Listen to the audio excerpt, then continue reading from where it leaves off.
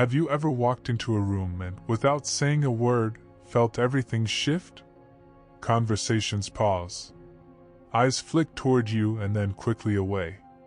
Someone fidgets, someone else smiles too hard. You haven't spoken. You haven't moved differently. And yet, there's a subtle tension in the air that seems to follow you everywhere. It's not just awkwardness or social misreading. It's something deeper, something energetic. Something that Carl Jung would call the presence of a person who has stepped into their full psychological truth and unknowingly become a mirror for everyone else. Carl Jung, one of the deepest thinkers in modern psychology, believed that each of us carries more than just a personality. Beneath the surface of who you think you are is a vast landscape of unconscious material, shadows, instincts, symbols, and ancestral patterns. And when you begin integrating these hidden layers, something fascinating happens. You stop projecting your pain onto the world. You stop living through masks. You begin to radiate a kind of silent clarity. And that clarity unsettles people, not because you're doing something wrong, but because your inner work shines light on what they've avoided. In this light, your aura isn't just some mystical glow. It's your psychological fingerprint made visible to the subconscious minds of others. It's the energetic consequence of individuation, the process Jung described as becoming whole. Most people avoid this path. It's difficult. It's uncomfortable. But if you've chosen it, even without realizing, your energy becomes strong. And strong energy tends to stir everything around it. Not with noise or drama, but with depth and presence. This video will explore 13 signs that your aura is simply too powerful for most people to handle, and why that's not your fault. In fact, it might be your greatest gift. We'll decode each sign through Carl Jung's psychological framework, so you can understand not just what's happening, but why it matters. You'll see why you often feel misunderstood, why people either open up or shut down around you, and why being deeply yourself can sometimes feel like a lonely act of rebellion. And hey, if this already feels like it's speaking directly to your life experience, I'd love to hear about it. Drop a comment and share what resonates. Maybe hit the like button so more people can find this kind of content. You're not alone in this. In fact, you might just be one of the rare few who finally stopped wearing the mask. It often begins before you even speak. The first sign, subtle yet undeniable, is when people start reacting to your presence the moment you enter a space. Conversations taper off, eyes flick toward you, body language shifts, and an invisible tension rises in the room. You haven't said anything. You haven't tried to draw attention. But your energy, without permission or intention, speaks volumes, and people feel it, whether they know why or not. Jung believed that when a person integrates their unconscious, the fears, the wounds, the hidden parts of their identity, they begin to radiate something unique. He called this process individuation. It's the journey of becoming not just who the world expects you to be, but who you truly are beneath the surface. And when someone completes even part of that journey, they begin to carry an energy that others can't ignore. It's not loud. It's not flashy. But it's deeply real. And in a society built on performance and masks, realness is disorienting. That's why your presence speaks louder than words. People who are still hiding from their own truth will feel exposed just being near you. They may not understand it consciously, but their bodies react anyway, through discomfort, nervousness, or even avoidance. You become a living contradiction to their unspoken fears. And that contradiction is hard to be around. You might think you're imagining it, or that you're being too sensitive. But Jung would argue the opposite. He believed the psyche picks up on energetic truths far before the conscious mind can process them. So when you notice someone shrinking back or becoming unusually chatty or awkward around you, it's not random. Your aura, your integrated, authentic presence, has already entered the room and started the conversation, even if you haven't opened your mouth. If this resonates, don't second-guess yourself. Your presence isn't too much. It's just aligned. And for those who are not yet aligned within themselves, even that quiet alignment can feel like an earthquake. The second sign reveals itself in emotional contradiction. People seem magnetically drawn to you, yet uneasy around you at the same time. One moment they admire you, the next they pull back, react coldly, or begin to subtly compete. You may not understand the shift, because you haven't changed. But what's happening is that your energy is touching something deeper in them, something unresolved, and it's causing a reaction they can't explain, but can't ignore either. Carl Jung believed that human relationships are built not only on conscious interaction but also on projection, the unconscious process of seeing in others what we cannot yet accept or develop within ourselves. This means that when someone encounters you, they are not just meeting your personality. They are confronting aspects of themselves that your energy brings to the surface. To those who are ready, this feels magnetic. But to those who are not, it feels threatening.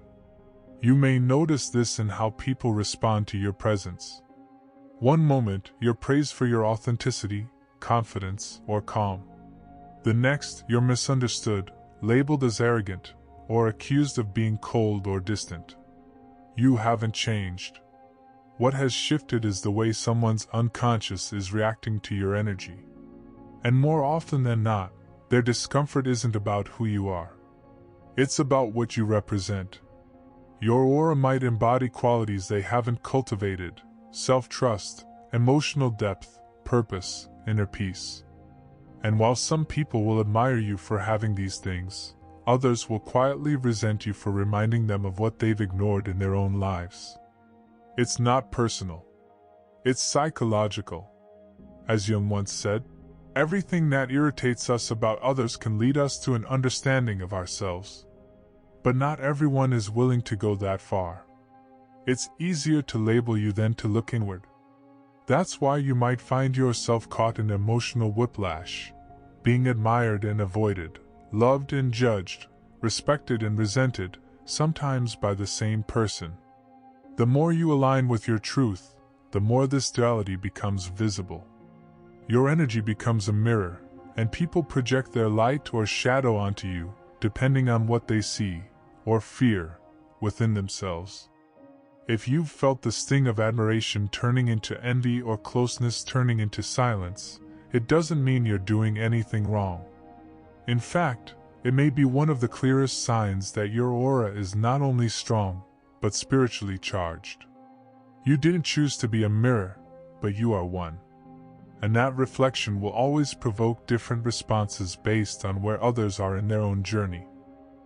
Number 3 shows up in the way others misread you, project onto you, or assign you feelings you don't actually carry. You may be blamed for reactions you didn't cause, accused of intentions you never had, or seen as too much when you were simply being present. It's as if your very existence becomes a blank screen, and people unconsciously throw their unresolved stories onto it, because your energy reflects what they haven't yet faced in themselves. Carl Jung described projection as the unconscious act of attributing one's own feelings, fears, or traits onto someone else. In his view, projection is not just occasional, it's fundamental to how the human psyche functions until a person becomes aware of their inner world. Most people walk through life unaware of how much of what they see in others is actually just a reflection of what they've buried inside themselves. And when your aura is strong, aligned, and emotionally honest, it acts like a psychic mirror. Without trying, you expose what others are avoiding. That exposure is deeply uncomfortable. Someone may accuse you of being judgmental when you were simply setting a boundary. Another might say you're arrogant when you were just confident. Or they might claim you think you're better than others, even though you've never implied anything of the sort. These moments often leave you wondering, where is this coming from? The answer lies in how your energy stirs what they have not yet faced within. Your presence makes it harder for people to maintain their illusions. In Jungian language, your energy field disrupts their psychological defense mechanisms. They can no longer hide from their own shadows when someone like you enters the room. And instead of turning inward, many will lash outward, casting blame, suspicion, or even subtle hostility in your direction. If you're not aware of this pattern, you may begin to internalize it. You might feel guilt, shame, or confusion about how people respond to you. But when you start recognizing the projections for what they are, something shifts. You stop absorbing other people's energy. You stop apologizing for who you are. And you begin to stand in your truth without needing to justify it. Jung believed that one of the most important psychological tasks is withdrawing projections, taking ownership of your feelings instead of placing them onto others. But very few people reach that level of awareness. Until they do, powerful, self-aware individuals like you will often become the target. Not because you've hurt them, but because your energy makes it harder for them to keep lying to themselves. So if you often feel blamed for emotions you didn't cause or misjudged for things you never said, you're not imagining it. You're just surrounded by people who haven't yet met themselves. And your presence is helping them realize it, whether they want to or not. Number 4 tends to catch you off guard. Strangers tell you their life stories, confide their heartbreaks, or even cry in your presence, without understanding why. Others might react in the opposite way, suddenly defensive, distant, or even irritated when you've done nothing to provoke it. These emotional extremes aren't random. They're reactions to your energy field, which stirs things in people that they've tried for years to keep buried. Carl Jung believed the unconscious mind holds everything a person rejects, denies, or forgets: traumas, grief, fear, desires. Most people spend their lives trying to keep that material hidden, both from others and from themselves. But when someone with a powerful, integrated aura enters their field, that containment cracks. You don't have to say anything. Your energy does the work. You become what Jung might call a living symbol, something that activates the unconscious in others simply by existing. It's like walking around with an emotional tuning fork. You resonate with the parts of people they haven't reconciled. And because you're not afraid of depth, they unconsciously sense that it's safe to be real around you. That's why someone might suddenly start crying in your presence, or tell you something that catches even them off guard. They're not trying to overshare. They're responding to the frequency of your presence, which invites honesty, even when their conscious mind wasn't ready. But not all of these emotional reactions are soft or healing. Some can be defensive, hostile, or confusing. A stranger might glare at you, challenge you, or withdraw in a way that feels cold or unjustified. What they're really reacting to isn't you. It's the disruption your energy caused in their carefully protected emotional landscape. Your authenticity disturbs what they've repressed. And that emotional wave doesn't always land gracefully. Jung often emphasized that real healing begins when the unconscious becomes conscious. That moment of surfacing can be beautiful, but it can also be chaotic. When people feel safe enough, or stirred enough, to face something hidden, their reaction may be gratitude. Or it may be resistance. Either way, you've triggered it. This is why having a powerful aura often comes with emotional whiplash. You're a catalyst, not by choice, but by nature. Your presence alone starts a process in people that they may not understand, and certainly didn't plan. While some will thank you for it, others will quietly resent you, or lash out without knowing why. If you've ever felt like you bring out the best and worst in strangers, you're not crazy or imagining things. Your aura carries weight. And weight always has an effect on the environment, especially when most people are still trying to float above their own truth. The 5th sign on this journey is the moment you're labeled too intense, too deep, too emotional, or simply too much. You've probably heard it before, sometimes as a joke, sometimes as a warning. But the truth is, your emotional honesty and depth of presence unsettle a world that prefers surface-level comfort. You're not overwhelming, you're just not deluded, and that feels threatening to people who've built their lives around keeping things light and easy. Carl Jung warned against the dangers of living through the persona, the social mask we create to gain approval, fit in, and avoid conflict. Most people operate from that surface layer, carefully managing how they're perceived. But when someone like you shows up, someone who no longer wears that mask, who speaks with authenticity and feels without filter, it upsets the emotional economy of the room. You are not playing by the same rules. And that deviation makes people uncomfortable. To be called too much is often a disguised way of saying, "You're making me feel something I'm not ready to deal with." Jung believed that true individuation, the integration of the shadow and the conscious self, leads to a form of internal alignment that can't be faked. That alignment is magnetic, but also confrontational. It reflects to others what they've silenced within themselves: real emotion, raw truth, untamed intuition. When those things walk into the room in human form, as you, they stir anxiety in those still living in repression. You might notice that people either draw closer to you with fascination or begin to create distance. Some will misread your emotional honesty as drama, your clarity as arrogance, or your presence as confrontation. But in most cases, you're not raising your voice or asking for attention. You're simply being you. It's not what you're doing, it's what you're undoing in the space around you. You dismantle illusions simply by existing. In Jungian psychology, emotional intensity is not a flaw. It's a signal that the psyche is alive, in motion, engaged with depth. But in a culture that often rewards numbness, distraction, and small talk, your ability to feel and express without shame can feel like a disruption. Not because you're wrong, but because the world has normalized emotional poverty, and you carry emotional wealth. So if people have ever told you to tone it down, or that you're just too deep, understand this: you're not too much. You're just not deluded. And your wholeness feels overwhelming to those still trying to disappear into the shallow end of themselves. Then comes number 6, which reveals itself the moment you enter a room and the energy visibly shifts. You didn't say a thing. You didn't make a scene.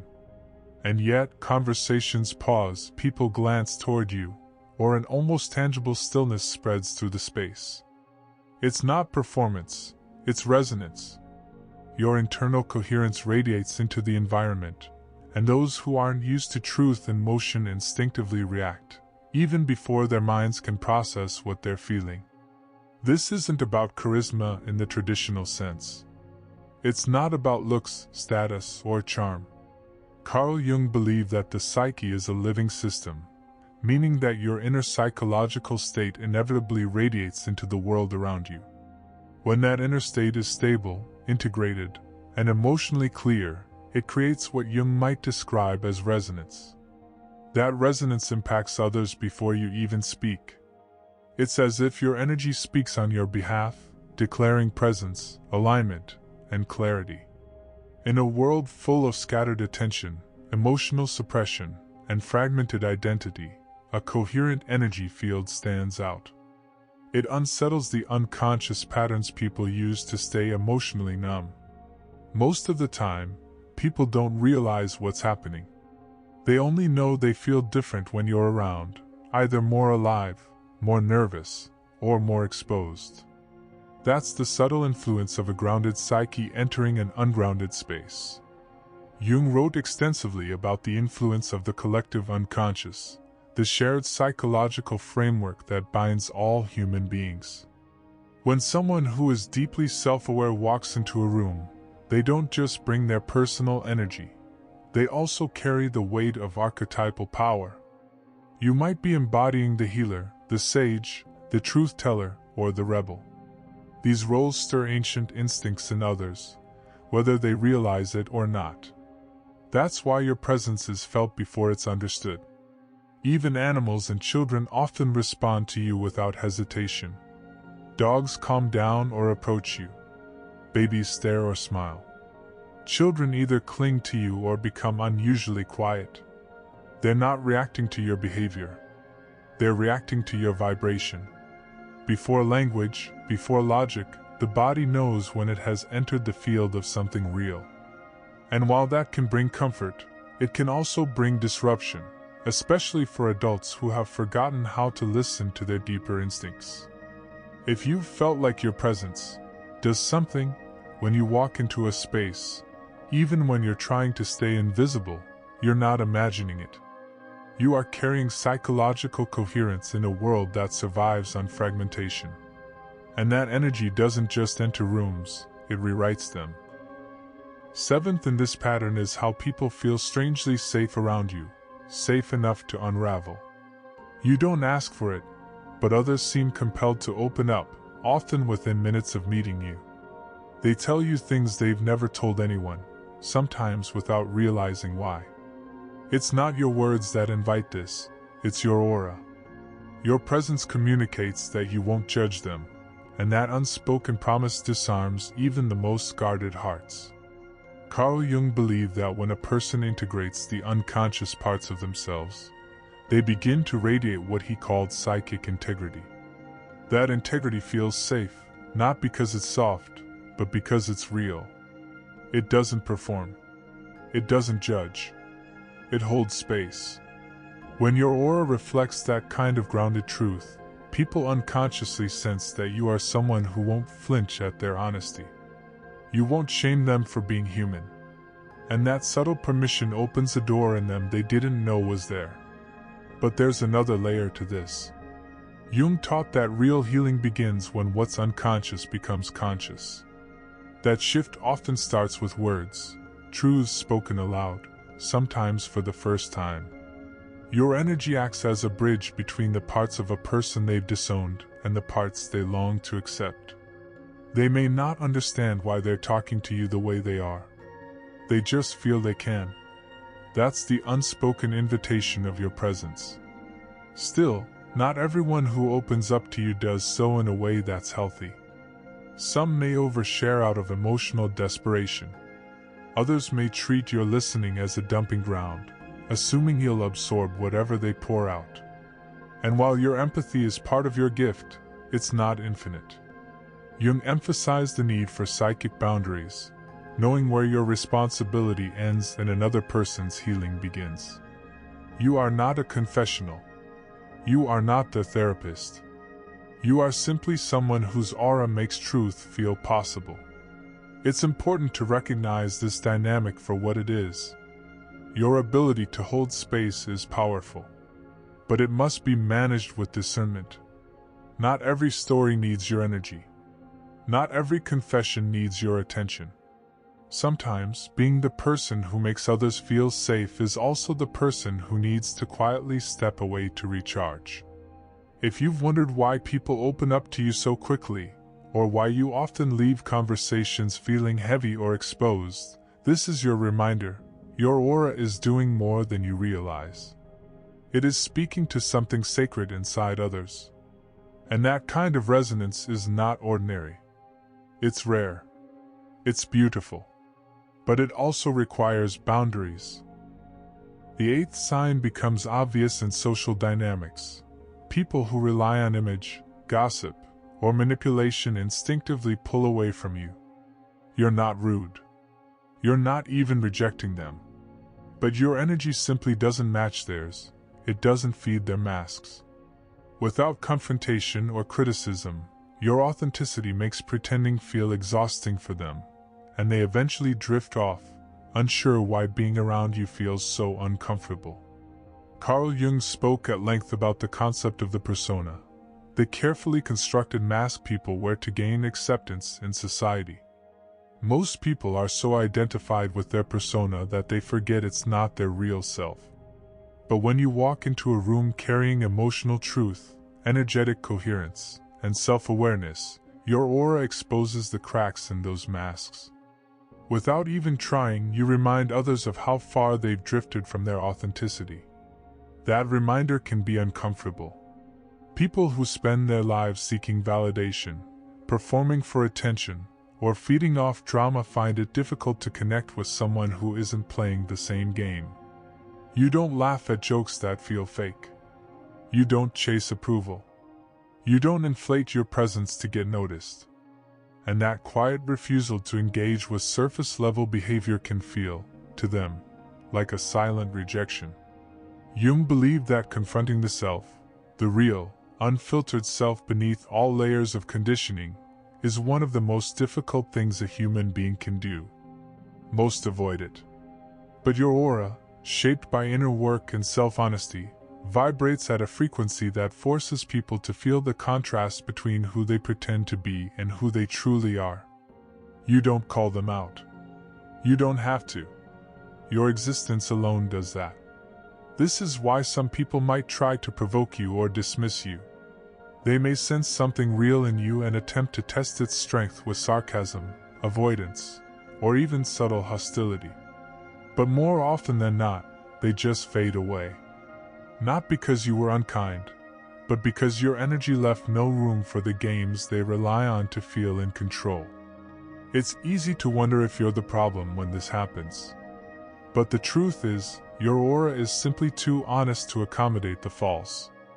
And while that might limit how many people stay close to you, it also ensures that the ones who do are showing up as their true selves, not their performance. So if you've noticed that superficial people seem to drift away or get uncomfortable around you, don't take it as rejection. Take it as confirmation. You're no longer compatible with the version of the world that runs on pretending. At number 9, the effect becomes more polarizing. After spending time with you, people either feel lighter, more focused, and inspired, or they feel drained, rattled, or quietly unsettled. You might feel that shift in yourself, too. That's because your energy doesn't just sit passively, it interacts. It highlights what's already present in others, turning up the volume on their clarity or their chaos, whether they're aware of it or not.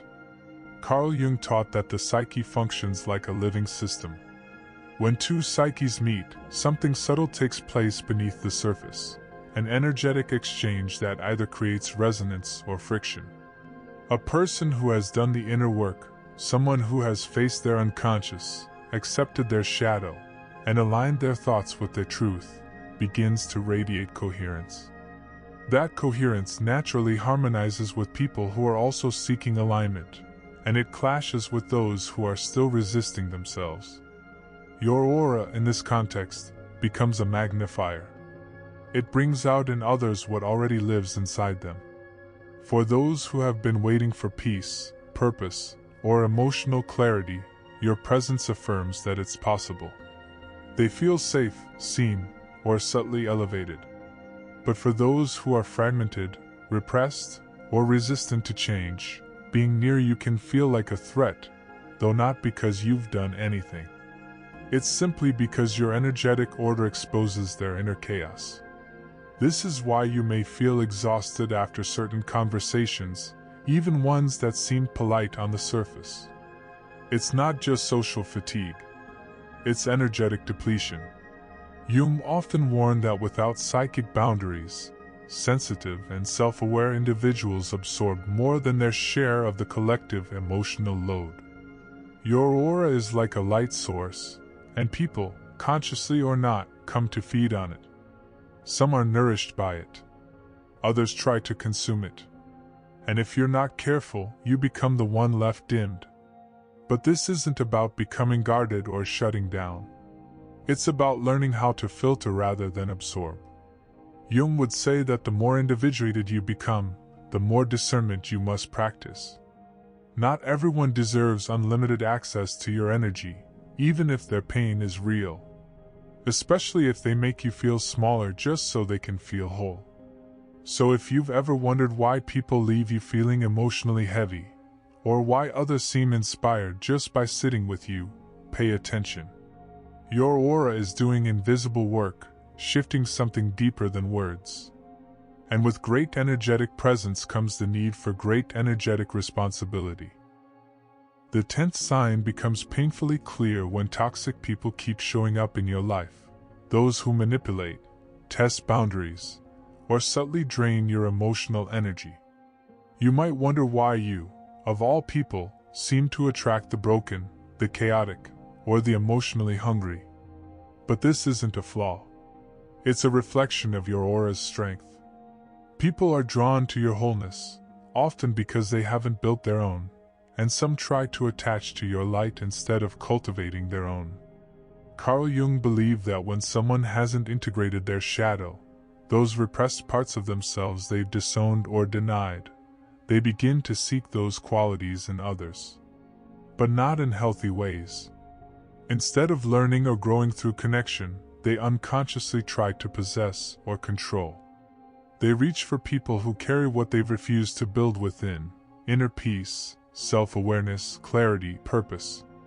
And when your aura radiates those things, you become a magnet for what Jung called the fragmented psyche. These individuals are not always malicious in the beginning. Some may seem charming, even vulnerable. But over time, a pattern emerges. They cross boundaries. They test your patience. They pull you into emotional confusion. That confusion is the clue. Because when someone hasn't faced their own darkness, they try to steal light from others, not to grow, but to survive. Your energy becomes their battery. And if you're not careful, they will keep feeding. This isn't a punishment or a flaw in you. It's an energetic law. Wholeness draws in what is still broken, not to be consumed, but to be witnessed. And while some are willing to rise to the level of your presence, others will try to drag you back into their dysfunction. Jung warned of this dynamic when he spoke about psychic possession, how a person can become so lost in their unconscious wounds that they try to dominate or reshape those who threaten their illusion of control. The hard truth is this: when your aura shines, it calls everything toward it, light and dark alike. The difference is in how you respond. Your task is not to heal everyone, or to tolerate behavior that wounds you in the name of compassion. Your task is to discern. Are they seeking to grow beside you, or to feed on you? Are they honoring your light, or trying to dim it for their own comfort? If you've found yourself entangled with toxic people more than once, don't internalize it as a weakness. Recognize it for what it is, a sign that your energy is strong enough to draw attention, but now needs boundaries strong enough to protect it. 11 reveals itself in the way animals and children respond to you. A cat curls up beside you without hesitation.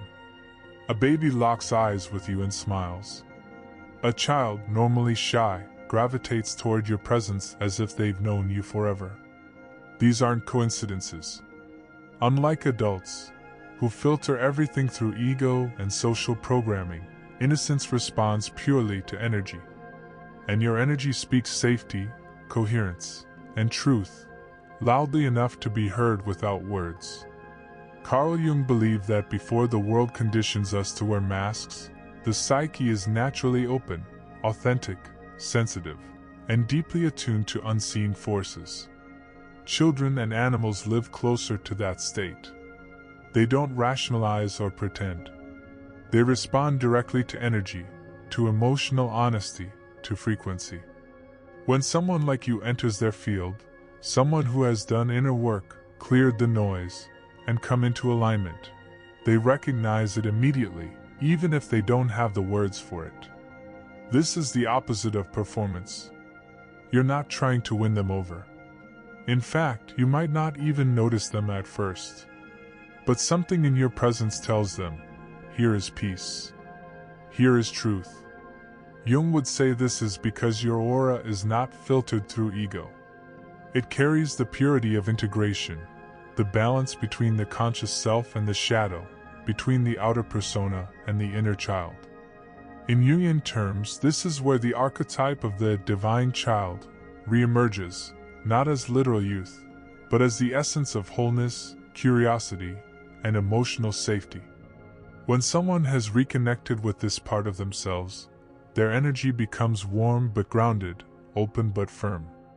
Children and animals feel this instinctively. They come close not because you're entertaining or exciting, but because they sense you are real. That kind of energy can't be faked. You might notice that while others struggle to connect with a child, you don't have to try. The same goes for anxious pets or rescued animals. They may soften near you, even without touch or voice. It's not about what you're doing. It's about who you are, and more importantly, how your presence feels beyond language. This can be one of the most subtle signs of a powerful aura, but also one of the most honest. While adults may judge or project, innocence responds only to vibration. And if innocence is drawn to you, it's because your presence radiates something the conditioned world has forgotten: safety without judgment, attention without control, connection without fear. Sign number 12 is found in how calm you remain when the world around you spins. Others may panic, raise their voices, or fall into urgency, but you remain centered, present, and composed. And oddly enough, this serenity unsettles people more than chaos ever could. Carl Jung would call it inner integration. Your stillness isn't passive, it's earned. And in a culture addicted to noise and reaction, grounded presence becomes its own kind of rebellion. Carl Jung viewed this kind of inner balance as the product of psychological integration. When someone has explored and accepted the darker corners of their psyche, they no longer fear emotional turbulence. They don't rely on external approval or distraction to feel okay. Instead, they operate from a place of self-awareness that anchors them through disorder. This inner clarity radiates outward, and it becomes difficult for others to ignore, even if they don't understand it. You've likely noticed this in stressful environments. While others rush to speak or act, you observe. You listen. You reflect. And that simple refusal to be swept up in the collective emotional storm makes you stand out. Not because you're trying to be different, but because your energy no longer reacts to everything outside of you. It knows how to return inward. But here's the paradox: your grounded presence, while healing for some, can be disorienting for others. People who thrive on chaos may misinterpret your calm as coldness. Those who rely on drama to feel alive might see your stillness as disengagement. What they're truly sensing is that your energy doesn't feed their emotional patterns, and that absence can feel threatening. Jung believed that many people are unconsciously addicted to emotional noise. It distracts from the silence they fear. But you've made peace with that silence. You've entered it, listened to it, and emerged stronger. That strength doesn't manifest as force. It manifests as stillness, as quiet confidence, as neutrality that does not detach, but does not absorb what doesn't belong to you. Your spiritual grounding isn't performative. It's not an identity. It's the natural result of having faced yourself fully. And that groundedness carries weight. It holds space. It changes dynamics. It creates a frequency that either calms or confronts, depending on how aligned others are with their own truth.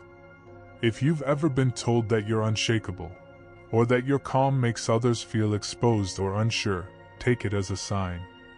You've stepped out of reaction and into presence. And in a world addicted to speed and spectacle, that kind of presence is rare. It's not just spiritual. It's revolutionary. Lastly, the 13th sign, it arrives quietly, but its impact is undeniable. You've stopped seeking approval. You no longer mold your words to avoid discomfort, nor do you shrink yourself to fit other people's expectations.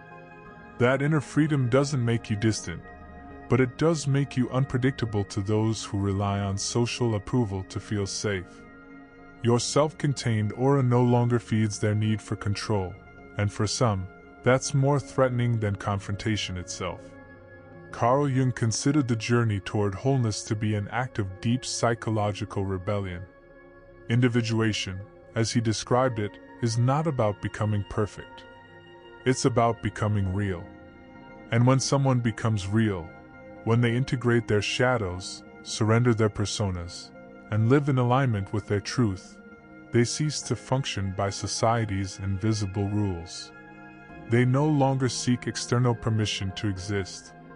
And that kind of person cannot be controlled. Your aura, at this stage, no longer emits the subtle request to be validated. It doesn't adjust itself to earn favor. Instead, it radiates self-containment. And while some find that inspiring, many find it threatening.